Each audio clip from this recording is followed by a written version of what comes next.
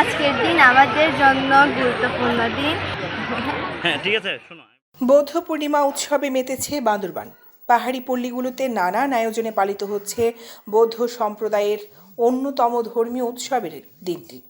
আজ বৃহস্পতিবার বান্দরবানে সকালে রাজগুরু বৌদ্ধ প্রাঙ্গণ থেকে বের করা হয় মঙ্গলময় শোভাযাত্রা। শোভাযাত্রাটি রাজার মাঠ প্রাঙ্গণ হয়ে শহরে গুরুত্বপূর্ণ সড়কগুলো প্রদক্ষিণ শেষে বোধিবৃক্ষতলে গিয়ে সমবেত হন। এ সময় শোভাযাত্রায় অংশ নেন বোমাং সার্কাস চিফ রাজা উচপ্রো। এছাড়াও বিভিন্ন বয়সের নারী পুরুষ সহ বৌদ্ধ ধর্মাবলম্বীরা বিভিন্ন ধরনের পাত্রে চন্দন জল, ফুল, জামপাতা এবং বৃক্ষ সজ্জিত টাকা নিয়ে শোভাযাত্রায় অংশ নেন। এদিকে শোভাযাত্রা শেষে বোধিবৃক্ষমূলে সমাবেত হয়ে পঞ্চশীল অষ্টশীল গ্রহণের মধ্য দিয়ে দেশ ও জাতির মঙ্গল কামনার মুক্তি লাভের জন্য বিশেষ প্রার্থনা করা হয়।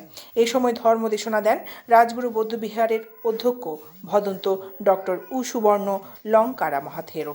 ধর্মদেশনা শেষে রাজগুরু বৌদ্ধবিহার, উজানিপাড়া বৌদ্ধবিহার, রামজাদি, স্বর্ণমন্দির বিহারে উপাসকরা বিহারে সমবেত হয়ে পুণ্য লাভের জন্য বোধিবৃক্ষমূলে চন্দন জল ঢালতে থাকে। আজকের দিন আমাদের জন্য গুরুত্বপূর্ণ দিন।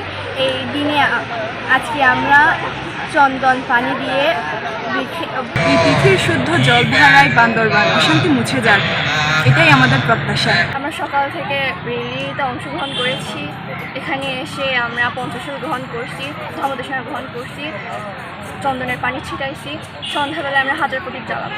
বুদ্ধ পূর্ণিমার দিনে আমরা সর্বপ্রথমে বোধিবৃক্ষমূলে চন্দনে জল ঢালা এবং শিলের মাধ্যমে আমরা জল সিঞ্চন করেছি এবং বিকাল টাইমে আমরা ধর্মদেশনা শেষ করে হাজার প্রদীপ পূজার এবং বিশ্বশান্তি মঙ্গল কামনা করে আমরা আজকের পুরোদিনে যে পুণ্যটুকু সম্পাদন করেছি এই পুণ্য জগতের সকল প্রাণীর প্রতি আমরা মৈত্রী চিত্রে বিতরণ করব।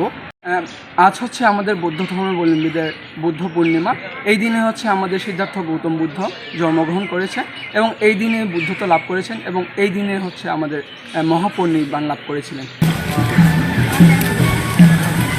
দৈনিক আজাদী নিউজ ডেস্ক।